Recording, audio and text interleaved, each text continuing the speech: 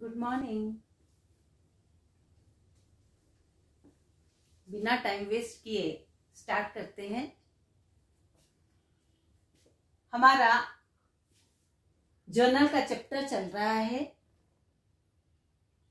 आज थोड़ा यहां से और भी ज्यादा क्लैरिटी लेते हैं, बैलेंसेस देखते हैं। ये कुछ दिमाग में रखने पड़ेंगे, याद भी रखने पड़ेंगे और बैठ भी जाते हैं। कुछ एक दिनों में ये क्लियर भी हो जाता है। पहले भी वैसे बताया है, एसेट्स का हमेशा डेबिट बैलेंस होता है।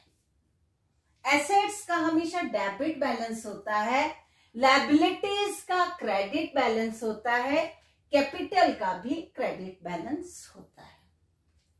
हमेशा याद रखना, एसेट्स का डेबिट बैलेंस, लायबिलिटीज का क्रेडिट बैलेंस, कैपिटल का हमेशा क्रेडिट बैलेंस। नीचे देखेंगे expenses and losses. Expenses and losses का हमेशा डेबिट बैलेंस होता है, इनकम एंड गेन्स का हमेशा क्रेडिट बैलेंस होता है। पहले हम इसको कर लेते हैं।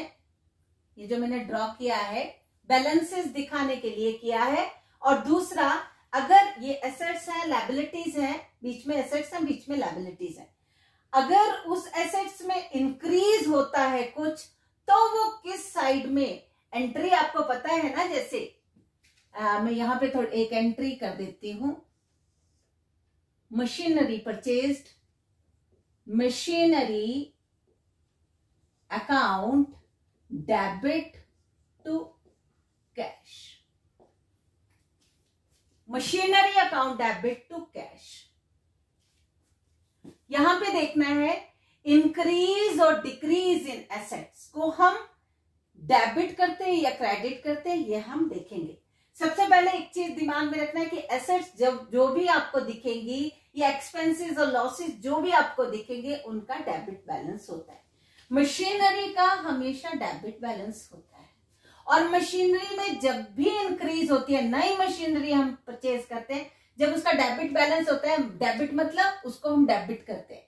Machinery account debit to cash, machinery I real account है, debit what comes in, credit what goes out, cash goes out, cash payment कर रहे हैं तो कैश को हमने क्रेडिट किया है। यहाँ पे कैश जा रहा है, हमारे हाथ से जा रहा है, मशीनरी उसके बदले में हमें मिल रही है। मशीनरी अकाउंट जो है, मशीनरी एसेट है हमारी और उसका डेबिट बैलेंस होता है। और जब भी मशीनरी एसेट में कोई इंक्रीज होती है तो हम उसको डेबिट करते हैं। इंक्रीज जब भी होगी, मतलब मशीनरी हम परचेज कर रहे हैं, नई मशीनरी परचेज कर रहे हैं या फर्स्ट टाइम ही मशीनरी परचेज कर रहे हैं, तो इंक्रीज इन एसेट हुआ ना।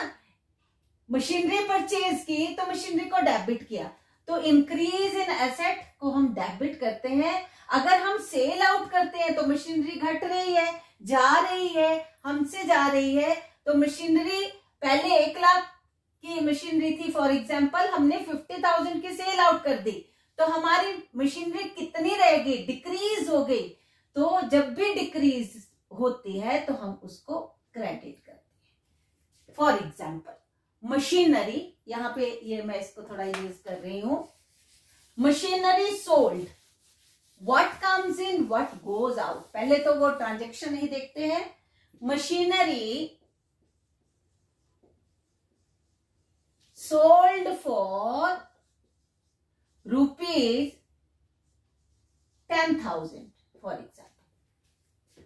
ये मशीनरी खरीदी थी, यहां जगह नहीं है, मैं यहां पे लिख रही हूं, लेकिन 1 लाख रुपीज की मशीनरी खरीदी थी। Machinery account debit 1 lakh to cash 1 lakh.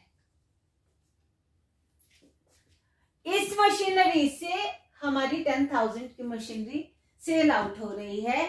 2 account देखेंगे हम, first is machinery, second sold for rupees. Sold to नहीं लिखा, to Ramesh, to X, to Y, to Z, ऐसा कुछ नहीं लिखा। तो सोल्ड फॉर रुपीज 10,000 मतलब कैश ट्रांजेक्शन है।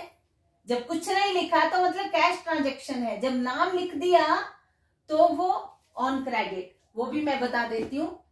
एक तो ये हुआ मशीनरी सोल्ड फॉर ₹10,000 मतलब कैश में, दूसरा अकाउंट यहाँ पे कैश। दूसरा तरीका बताती हूँ, machinery sold to Z ₹10,000। Sold to Z means credit sale है। मशीनरी जेट को अभी कैश नहीं आया, जब नाम आ गया तो कैश नहीं आया, तो क्या हुआ, मशीनरी सेल आउट की। इसकी दोनों की मैं एंट्री भी करके दिखाऊंगी।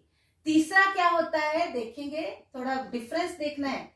Machinery sold to Z for cash ₹20,000। यहां क्या हुआ, यहां पे किसी फर्स्ट वाले में किसी का नाम नहीं था, सेकंड वाले में किसी का नाम है। फर्स्ट में किसी का नाम नहीं था, they are not written here sold to mister so and so, कुछ नहीं लिखा है। Machinery sold for means cash transaction, ये कैश ट्रांजेक्शन है। सेकंड में machinery sold to Z, machinery sold to Z ₹10,000। 10,000 में जेड को बेची। जेड यहां पे कैश कुछ नहीं है, तो मीन्स ये क्रेडिट सेल है, क्रेडिट सेल ऑफ मशीनरी है। और थर्ड में क्या बताया उन्होंने, machinery sold to Z for cash. यहां कंफ्यूजन हो जाएगी, ये क्या हुआ, यहां तो जेड भी लिखा है, कैश भी लिखा है। अब क्या करें, ये क्या है, कैश ट्रांजैक्शन है कि क्रेडिट ट्रांजैक्शन है, कुछ पता नहीं लग रहा। जब भी आपको नाम अगर दिख रहा है लेकिन साथ में कैश भी दिख रहा है, तो ये कौन सी ट्रांजैक्शन होगी, ये कैश ट्रांजैक्शन ही होगी। ये कैश ट्रांजैक्शन है, ये कैश ट्रांजैक्शन है, सोल्ड फॉर कैश। तो इसका जेड का नाम क्यों लिखना, जेड का नाम तो तब लिखेंगे अपने बुक्स ऑफ अकाउंट में अगर जेड ने अभी कैश पेमेंट नहीं की है। जब जेड ने कैश पेमेंट नहीं किया है, अगर जेड ये कैश नहीं है तो ये डेटर है, इसने हमें देने हैं पैसे। लेकिन जब उसने पैसे दे दिए तो डेटर का तो काम ही नहीं, तो डेटर हम क्यों लिखेंगे किसी का नाम, हम तभी लिखते हैं जब उसको याद रखने के लिए कि इसने मेरे से एक मशीनरी खरीदी है, अब इससे पैसा लेना है, इसलिए उसका नाम लिखते हैं। लेकिन फॉर कैश है तो कैश ट्रांजैक्शन है, तो कोई उसका नाम नहीं आएगा, तो ये कैश ट्रांजैक्शन है। तो पहले वाली एंट्री में क्या बनेगी, एंट्री ये वाली बनेगी, सही है, machinery account debit to cash for example. नहीं सॉरी, ये तो परचेज की है। अब सेल की क्या एंट्री, कहा मैं इधर कर देती हूं, यहां कर देती हूं। जब मशीनरी सेल की, यहां पे देखो मशीनरी दो अकाउंट दो ट्रांजैक्शन देख रहे हैं, डबल इफेक्ट देखते हैं। मशीनरी अकाउंट है और दूसरा कैश अकाउंट है। मशीनरी सेल आउट की, what goes out, real account goes out, credit करना है। और यहाँ कैश जब सेल की है तो कैश आता है, कैश डेबिट और रिसिप्ट। तो यहाँ पे क्या किया हमने, cash account debit to machinery, machinery goes out 10,000। Second में क्या होना था, कैश की जगह who is the receiver, receiver is Z, Z को बेची तो जेड ने वो मशीनरी रिसीव की, जेड को जब सेल आउट की तो जेड इज द रिसीवर। तो यहाँ कैश की जगह क्या आ जाएगा, अकाउंट ऑफ जेड, ऐसे लिखते हैं, account of Z debit to machinery. और थर्ड में machinery sold to Z for cash, तो जब कैश ट्रांजैक्शन है तो यही वाली एंट्री होगी, same, cash account debit to machinery account. ये बात मुझे लगता समझ आ गई। यहाँ पे मशीनरी आई, यहाँ पे रिड्यूस हुई, यहाँ मशीनरी चली गई, सेल कर दिया तो मशीनरी चली गई, decrease in asset, decrease in asset. तो यहाँ पे देखेंगे मशीनरी का हमेशा डेबिट बैलेंस होता है। जब भी मशीनरी खरीदते हैं तो मशीनरी को डेबिट कर, जब भी मशीनरी को सेल आउट करते हैं मतलब एसेट हमारी डिक्रीज हो रही है तो हम उसको क्या करेंगे, क्रेडिट करेंगे। Same in case of land, land is also asset, have debit balance, increase in land, we will debit that, land account debit. If land is going to be sold to Mr. So and so or for cash, तो यहाँ पे land कम हो जाएगी, land goes out, तो हम वहां पे land को क्या करेंगे, टू लैंड, जैसे कैश अकाउंट डेबिट, कैश आया, टू लैंड, लैंड बेच दी तो land goes out, two means हमने इसको क्रेडिट किया, तो जब भी लैंड डिक्रीज होगी तो हम उसको क्रेडिट करेंगे। बिल्डिंग भी एसेट है, डेबिट बैलेंस होता है, इंक्रीज हम डेबिट करेंगे, डिक्रीज हम क्रेडिट करेंगे। डिक्रीज अगर होगी तो हम क्रेडिट करेंगे। Credit means to land, to building, to machinery. अगर मशीनरी सेल आउट जा रही है, डिक्रीज हो रही है, तो to that asset, to machinery, to land, to building. Stock, stock is also an asset और डेबिट बैलेंस है। Increase in stock will be debited and decrease in stock will be credited. Bills receivable asset है, debit balance है, increase in bills receivable will be debited. Debited मतलब ये debit, machinery account debit, debited and decrease, stock goes out, sell किया, goes out, तो हमने उसको credit करना है। डेटर्स भी हमारी एसेट्स होते हैं, तो एसेट है, डेबिट बैलेंस है, same principle will be applied. Increase होगा डेटर्स में तो डेबिट करेंगे। डेटर्स नाम होता है ना, राम अकाउंट डेबिट, जैसे जेड को बेची, जेड को बेची, जेड को जब मशीन बेची तो जेड क्या है, रिसीवर है ना, तो वो जेड अकाउंट डेबिट। जब भी डेटर्स में इंक्रीज होती है तो उसको डेबिट करेंगे, और डिक्रीज होते हैं उनको पेमेंट हम कर दें तो उनसे पैसा आ जाए, सॉरी, डेटर से हमें पैसा आता है। Cash account debit to Ram, Ram से पैसा आ गया, राम या जेड को मशीन बेची थी, cash account debit to Z, Z को जब डेबिट क्रेडिट करेंगे मतलब वो डेटर हमारे डिक्रीज हो गए, उन्होंने हमें पेमेंट कर दी। और क्रेडिटर, क्रेडिटर भी यहाँ पे क्रेडिटर परचेज के साथ होते हैं, तो ये कैसे बताएंगे, machine land purchased, land purchase from X, तो यहाँ एंट्री बनी, land comes in land account debit to, purchase किससे की, एक्स से, to account of X, to account of X. जब भी किसी के नाम को हम क्रेडिट करते हैं तो मतलब वो हमारा क्रेडिटर है, क्रेडिटर है। तो क्रेडिटर्स में जब भी इंक्रीज होती है तो हम उनको क्रेडिट करते हैं, और डिक्रीज जब होते हैं तो हम उनको डेबिट करते हैं। डिक्रीज कैसे होंगे, देखो यहाँ पे ये अकाउंट ऑफ एक्स है, ये हमारा क्रेडिटर है। अगर हम अपने क्रेडिटर्स को पेमेंट करते हैं, एक्स को मान लो ये लैंड हमने खरीदी, लैंड खरीदी हमने 1000 रुपीज की, एग्जाम्पल है, 1 लाख लिख लो, 1 लाख रुपीज की हमने लैंड खरीदी, एक्स को हमें 1 लाख रुपीज देने हैं। तो जिस दिन हमने एक्स को पेमेंट करनी है तो हम बोलेंगे कैश पेड टू एक्स,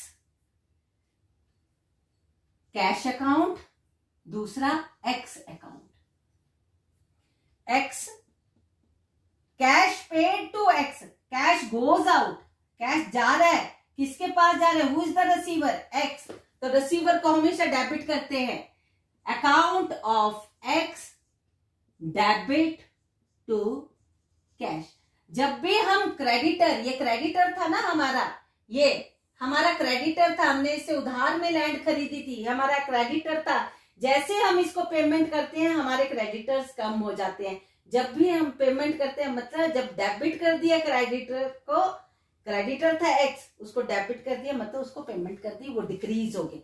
तो डिक्रीज करने के लिए ये देखो हमने डेबिट किया है, तो जब भी डिक्रीज होते हैं क्रेडिटर्स तो उनको हम डेबिट करते हैं, इंक्रीज होते हैं तो हम उनको क्रेडिट करते हैं। बिल्स पेबल भी लायबिलिटी है और increase in bills payable will be credited and decrease will be debited. Loan भी हमारी लायबिलिटी है, तो लोन हमने लिया तो हम जब लेते हैं, जिससे भी लेते हैं वो हमारा, उसको हम क्रेडिट करते हैं, और अगर लोन की पेमेंट कर देते हैं तो हम उसको डेबिट करते हैं। कैपिटल अकाउंट का भी हमेशा क्रेडिट बैलेंस होता है, तो कैपिटल इंक्रीज होती है तो क्रेडिट, डिक्रीज होती है तो debit. Business started with cash, हम करते थे बिजनेस स्टार्टेड विद कैश, हमने अकाउंटिंग इक्वेशन में किया है। बिजनेस स्टार्टेड विद कैश, तो क्या एंट्री करते थे, वैसे एंट्री क्या होती है, cash account debit to capital. Proprietor जो होता है, मालिक जो होता है, उसका नेम से अकाउंट नहीं खुलता है, उसका अकाउंट किससे खुलता है, वो कैपिटल नेम से आता है। तो कैपिटल का हमेशा क्रेडिट बैलेंस होता है। ये टू मतलब क्रेडिट, ये डेबिट, जिसका आगे डेबिट लग गया मतलब ये डेबिट है ना। तो कैपिटल का हमेशा क्रेडिट बैलेंस होता है। हम और कैश लगाते हैं बिजनेस में तो फिर हमारी कैपिटल इंक्रीज हो जाती है, मतलब उस कैपिटल को हम दोबारा से क्रेडिट करते हैं। अगर कैपिटल डिक्रीज, जैसे ड्राइंग कर लेते हैं तो कैपिटल डिक्रीज हो जाती है, तो उतने अमाउंट से हम कैपिटल को क्या करते हैं, वो ड्राइंग के कारण वो डिक्रीज हो जाती है। तो डिक्रीज को डेबिट करते हैं, इंक्रीज को क्रेडिट करते हैं। डिबेंचर, डिबेंचर भी लोन होता है, लायबिलिटी होती है। अगर ये इंक्रीज होते हैं तो क्रेडिट करेंगे, डिक्रीज होते हैं तो डेबिट करेंगे। इन्वेस्टमेंट एसेट होती है, डेबिट बैलेंस होता है, तो increase in investment will be debited and decrease in investment will be credited. और रेंट हमारे एक्सपेंसेस है, और रेंट में इंक्रीज होता है, हमेशा एक्सपेंसेस का डेबिट बैलेंस होता है, ऊपर लिखा था मैंने, रेंट का डेबिट बैलेंस होता है। Increase in expenses will be shown, will be debited and decrease will be credited। और rent received ये income है, always have credit balance, और increase in income will be credited and decrease in income will be debited। तो ये increase, debit और credit का ये आपको मुझे लगता समझ आ गया होगा। इसकी मैं एक क्लिप भी लेती हूँ, आपको पोस्ट कर दूंगी।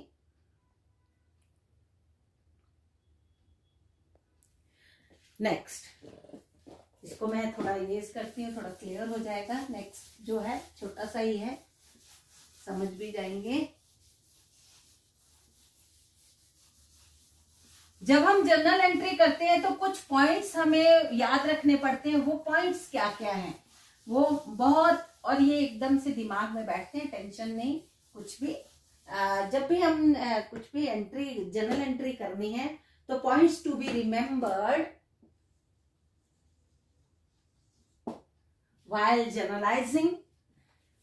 सबसे पहले ये जर्नल एंट्री का परफॉर्मा, ये डेबिट, ये क्रेडिट, ये लेजर फोलियो, इधर date, particular, ledger folio, debit amount, credit amount. सबसे पहले नेम ऑफ जर्नल सबसे ऊपर लिखा जाता है, यहाँ पे जर्नल ऑफ जो भी XYZ लिमिटेड, ऐसे जो लिखना पड़ता है जर्नल का। फॉर द मंथ ऑफ, आगे भी लिखना पड़ता है, फॉर द मंथ ऑफ, जो भी डेट हो, जो नेम ऑफ जर्नल लिखना जरूरी। Second, use of sine of debit and credit. Journal entry जब भी करते हैं तो डेबिट और क्रेडिट का साइन हमें जो लगाना है, तो वो साइन क्या है, जैसे rent paid, rent account debit, ये डेबिट का साइन है। टू क्रेडिट का साइन है, टू कैश। डेट जो भी होगी 1 जनवरी 2021, amount 10,000। Use of sine of debit and credit. Next step personal account. Personal account, यहां मैं थोड़ा सा स्पेस छोड़ती हूँ, फिर आपको मैं ये बताती हूँ। पर्सनल अकाउंट, पर्सनल अकाउंट मतलब for example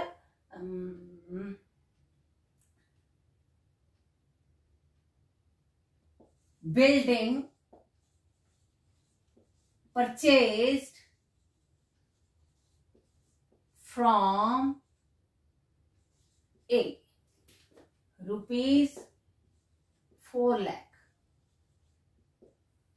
Two accounts 1 and 2. Purchased from, क्या आया? Real account, personal account.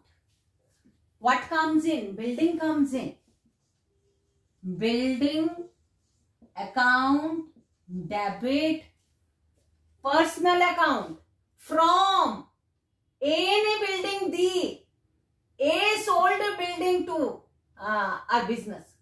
A ने दी तो A is the giver, credit the giver to, तो उसको A को लिखने के लिए किसी के नाम को लिखते, ऐसे राम से अकाउंट श्याम से अकाउंट नहीं लिखते, तो क्या लिखते हैं? एज अकाउंट नहीं लिखेंगे, क्या लिखेंगे? Account of A, account of A, personal account. ये पर्सनल अकाउंट में क्या करते हैं? एज अकाउंट ना लिख के एज अकाउंट, गलत, अकाउंट ऑफ ए ऐसे लिखेंगे। Account of A 4 lakh.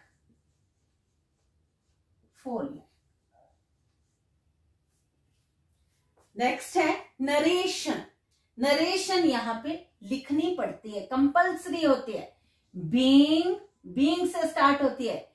Being rent paid, amount भी लिख सकते हैं, फॉर रुपीज 10,000। यहां पे क्लोज हो जाती है नरेशन। यहां बीइंग, बिल्डिंग, परचेज्ड फ्रॉम ए,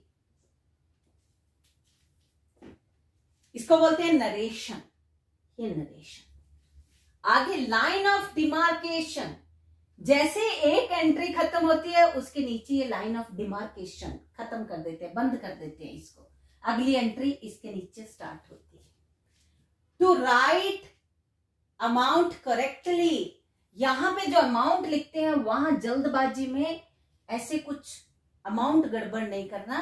तो जो दिया है दिमाग लगा के उतना अमाउंट लिखना है। कई बार जीरो लगाते लगाते ले ये यहाँ पे डेबिट कर दिया 1000, यहाँ कर दिया क्रेडिट, तो ये बिल्कुल गलत हो जाएगा। बिल्कुल अमाउंट, और हमेशा देखना है कंपाउंड एंट्री जैसे होती है उसमें हमेशा ये ध्यान में रखते हैं कि हम जैसे डेबिट में 3-4 अकाउंट हैं, क्रेडिट में कैश है फॉर एग्जाम्पल, तो उसका अमाउंट बिल्कुल उसका जो टोटल करते हैं वो बिल्कुल debit must be equal to its credit, है ना। डेबिट का अमाउंट क्रेडिट के बराबर होना चाहिए। और टोटलिंग मैंने अभी बोला, जैसे ये पेज खत्म हो गया तब भी हम टोटल करते हैं, तो वो टोटलिंग भी बिल्कुल सही होनी चाहिए। और प्रोप्राइटर्स अकाउंट मैंने आपको बताया कि जो ओनर होते हैं, प्रोप्राइटर है, उसके नाम से अकाउंट निकलता। नाम से अकाउंट तो डेटर्स और क्रेडिटर्स के ही आते हैं। तो प्रोप्राइटर का अकाउंट कौन कौन सा होता है? एक कैपिटल अकाउंट उसका होता है, एक ड्रॉइंग अकाउंट भी उसका होता है। जो उसने विड्रॉ किया वो, और जो उसने पैसा लगाया कैपिटल अकाउंट, और पैसा या जो भी उसने एसेट इन्वेस्ट किया है। और credit purchase and credit sale, जो कैश सेल्स, ये मैंने आपको अभी बताया, क्रेडिट और सेल भी और क्रेडिट परचेज भी। तो जो कैश में होते हैं तो वो तो डायरेक्ट, जैसे मशीनरी परचेज, ना किसी का आगे नाम लिखा है ना कुछ, तो आप ये अंडरस्टैंड करेंगे, आपको ये बिल्कुल दिमाग में रहेगा, जिसके आगे नाम नहीं है वो कैश ट्रांजैक्शन है, जिसके आगे ट्रांजैक्शन में नेम है वो क्रेडिट ट्रांजैक्शन है, जिसमें नेम भी है कैश भी है वो कैश ट्रांजैक्शन है। ये हमें हमेशा याद रखना है। तो क्रेडिट परचेज हो चाहे क्रेडिट सेल हो, इसमें इस चीज का हमें ध्यान जरूर रखना है। For example, goods purchased from Ram, goods purchased from Ram for cash। Third है goods purchased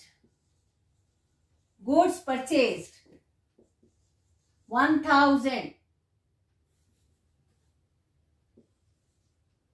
2000, 1000।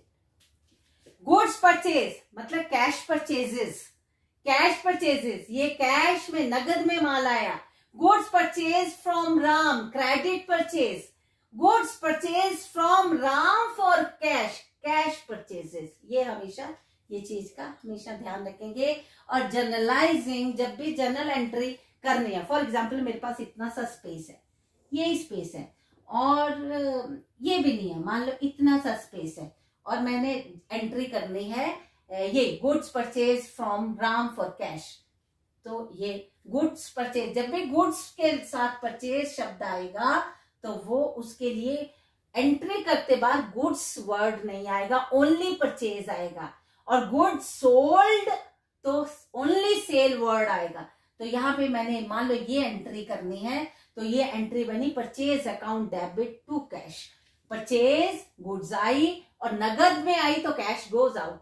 तो goods account purchase account debit to cash. तो मेरे पास इतना सा स्पेस बचा, तो मैं ऐसा सोच रही हूँ, ये नेक्स्ट पेज है, फॉर एग्जांपल ये नेक्स्ट पेज है, तो मैं यहाँ करती हूँ purchase account debit to next page to cash. बिल्कुल गलत, स्पेस को छोड़ दो। नेक्स्ट पेज पे हमने जाके टोटल फुल एंट्री एक जगह पे करनी है। ऐसे उसका एक पार्ट इधर, दूसरा पार्ट उधर, बिल्कुल नहीं होगा। आपका टोटल करने में भी बहुत गड़बड़ होगी। तो इसलिए टोटल भी ये बिल्कुल मैच करने चाहिए आपस में। अगर हम ऐसे करते हैं, इस पेज पे एक हिस्सा लिख दिया तो ये बढ़ जाएगा और अगले पेज पे ये एक हिस्सा, तो ऐसा बिल्कुल नहीं करना। जर्नल एंट्री एक ही जगह पे जाके दोनों उसके पार्ट्स को हमने शो करना है। तो ये था आज का हमारा इतना सा लेक्चर, और इसको थोड़ा सा ध्यान, इसमें इसको सुन के देख के समझ भी आ जाएगी। तो मिलते हैं कल फिर।